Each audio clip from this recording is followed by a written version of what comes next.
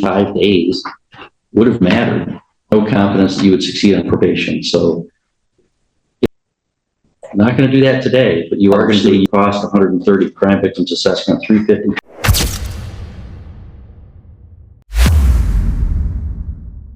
Subscribe to my channel. So we're here for sentencing on a charge of child abuse in the 3rd degree. It's punishable by maximum of 2 years. The guideline range of 5 to 23 months. First off, Mr. Madaloni, do you have any additions or corrections to the report or challenges to the scoring of the guidelines? I do not. Ms. Goodrich, do you? No. Okay, so we are also here, it looks like there's 2 show causes. One that was signed on April 8th that alleges, Mr. Wolf, that you are in contempt of court for violating the conditions of your bond by missing tests and calls from March 8th through April 8th, except for the date of March 11th. And then there's another show cause dated May 3rd, alleging that you are in contempt of court for violating your bond by continuing to not call or text. You have a right to have a hearing where that would need to be established beyond a reasonable doubt, the right to the assistance of your attorney at that hearing. If you are found to be in contempt, you could be jailed up to 93 days and or fined up to $7,500. Understanding the rights that you have and the penalties that you would face, Mr. Madaloni, do you know how Mr. Wolf wishes to proceed on the contempt? I think he has an explanation. I'm guilty with an explanation, I think. Okay. Mr. Wolf, if you want to stand and raise your hand for me. Tell the truth, whole truth, and nothing but the truth shall be God. Yes, Your Honor. Okay, you can see it. And are you Matthew Allen Wolf Jr.? Yes, sir. Okay, has anybody promised you anything in exchange for admission of contempt? No, Your Honor. Anybody threatened you? No, Your So Honor. your own free choice. Yes, Your Honor. How do you wish to plead to contempt of court, guilty or not guilty? Guilty, Your Honor. All right, and your conditions of bond were to call every day and test when you do so, is that correct? Yes, Your Honor. Okay, and did you miss several calls and tests? I called the line every day. I did miss tests though, as I called the court and told that I just couldn't afford it, Your Honor. There was like 4 times a week. I did test once a week though. I don't know why it doesn't show that on there. I tested 3 times or once a week at New Beginnings in Traverse City, and then the last test I took right here in Sheboygan at Harbor Hall, which was last week. Yesterday, I missed my test yesterday too because I could not afford it. I'm a full-time father of 2 with no help, and I could barely keep up with my bills. I simply couldn't afford it. I'm sorry. Okay, Mr. Madaloni, you satisfied with that factual basis? I am. Ms. Goodrich? Yes. All right, well, Mr. Wolf, I find that your plea to contempt is knowingly, voluntarily, and understandingly made, and that there is a sufficient basis in fact and law to believe that you are in contempt. So I will so make that finding and accept that plea. You want me to bring in Mr. Brown and excuse him that? Yes, thank you. Let's do that real quick. Mr. Brown, your testimony is not needed in this matter. We did just address it on the record, so you're excused from the subpoena the prosecutor contacted you about. Thank you. All right.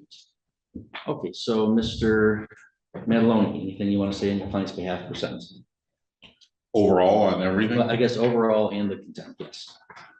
I really don't know what to say to the contempt. It's been something that's been going on throughout this case. He's had difficulty reaching them. He's had difficulty getting to the tests, and I know he has a financial difficulty. I can speak to that personally, but I don't think he's colored outside the lines other than that.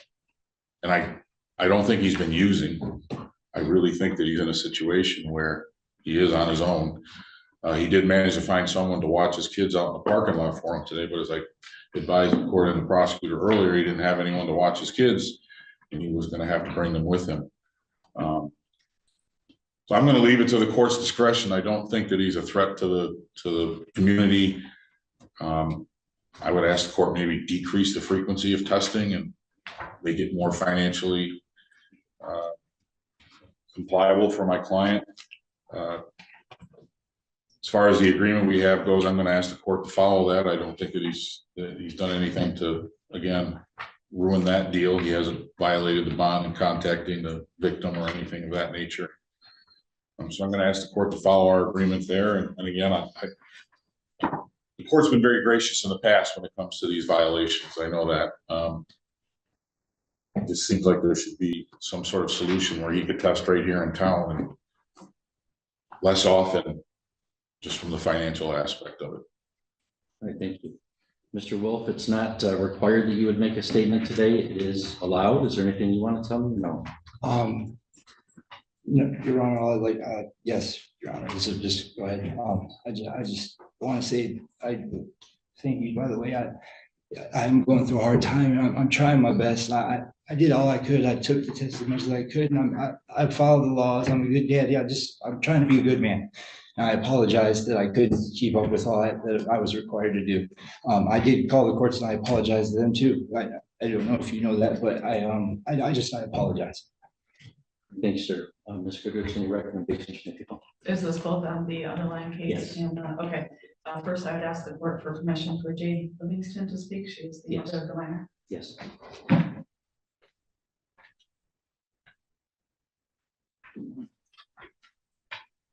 Good afternoon, Ms. Livingston. Anything you want to tell me before I impose sentence? Go ahead. I have an impact statement based on, how my life is. This is where the case takes an unexpected turn.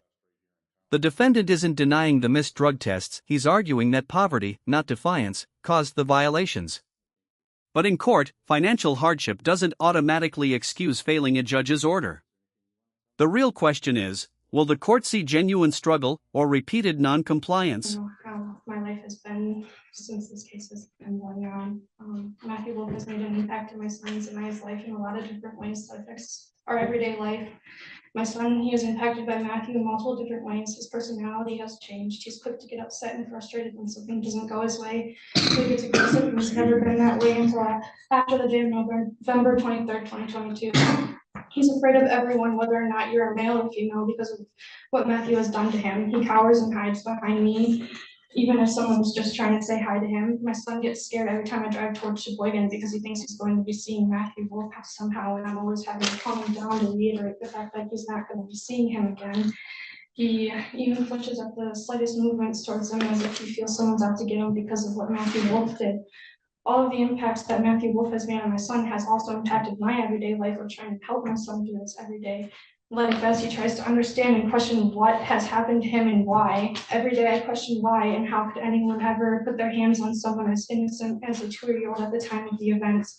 How could someone be so spiteful of an innocent little being that's just learning the ways of life and what they can and cannot do?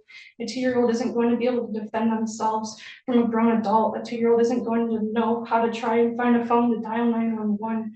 A 2-year-old isn't going to understand why someone's putting their hands on them in an aggressive way and decipher if it's right or wrong.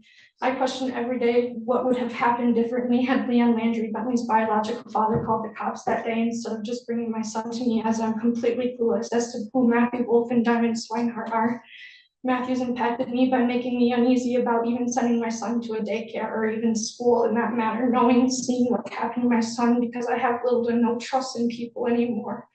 This case lasting 1.5 years and me endlessly having to be the only one to advocate for my son and hoping to get the justice he so deserves. To me, this isn't a justice system. My son isn't getting any justice in the matter when Matthew Wolf has been deliberately continuing to violate bonds the whole case, as he has only had to sit one time for a bond violation for only 84 days and had just got given a plea deal of 12 months probation. I personally think it's a whole load of crap that he's getting less than what I've been fighting for this whole case. Sorry, Your Honor.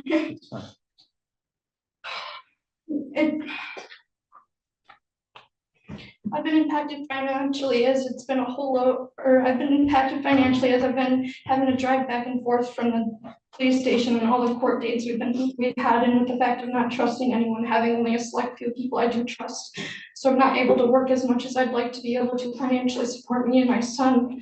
I also feel as though my son and I have been impacted by the Sheboygan Police Department and their failure to get my son and I a police officer on the case who was going to be able to successfully and thoroughly do their part for the case in the beginning, but instead gave us a police officer who was going to be transferring from Sheboygan to a different police station who had seemed to be in a rush and completely get everything mixed up.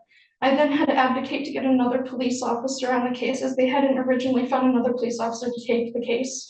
5 months. It took about 5 months to even get a warrant to have Matthew and Diamond arrested to get anything in motion from when I had filed the complaint. I question every day why it is that Sheboygan County was failing my son and I when they're supposed to be the justice system and they serve for their people. I question every day how it is that Diamond could sit there and tolerate her fiance husband doing something so heinous to someone so innocent.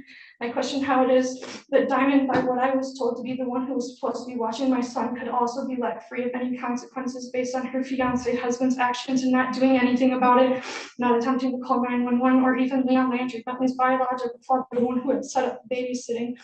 My son and I are also impacted by Leon Landry and his actions in the case, as he hasn't been a big help in it at all from the beginning, because he didn't do what any father would/should do in a situation like this that Matthew had put my son through and called 911 the night of November 23rd, 2022. My son's impacted by him because since this day this has happened, he has made no efforts into trying to be a part of Bentley's life. He's made no efforts into helping give information regarding Matthew to try and help his son get the justice he deserves. He hasn't even given Bentley an apology for the situation he put him through, and not even attempting to help his situation. With that said, Leon's impacted me because he's given me all the weight in the situation from the beginning and has left me hanging clueless about anything pertaining to the situation. Thank you. Ms. Goodrich, recommendations from the people? Yes, Your Honor, thank you. The defendant is 39 years old. He has 9 prior felonies and 3 prior misdemeanors. I believe that the court has been more than patient with him on the drug line issues dating back to April 2023. Initially in district court, he was given a fine for a dilute test. And then in July of 2023, he had a positive drug screen. He did serve some jail time. There was another violation September 28th of 2023 for missing drug screens. Then we're actually here on a sentencing from a violation of March 4th of 2024, where he was failing to call the bond line in early March. The court gave him a stern warning that he had to figure this out, he had to comply, and that he would not be incarcerated for a second time and given a chance. The prosecutor's office during that time also gave him a chance by doing a delay. That statement changes the emotional weight of the entire hearing. Victim impact statements don't determine guilt, but they can strongly influence sentencing by showing the lasting consequences of a crime. After hearing this, the judge isn't just weighing missed bond conditions anymore, he's weighing the lifelong impact on a child. By doing a delayed plea agreement that was against the victim's wishes, as she's explained why. And then here we are today between plea and sentencing with 2 more violations for missed calls, missed tests, without really any new explanation from that. And he was warned by the court in March of 2024. I would ask the court to take that into consideration at the sentencing. Thank you. Thank you, Mr. Wolf. If you please stand for the court sentence. Mr. Wolf,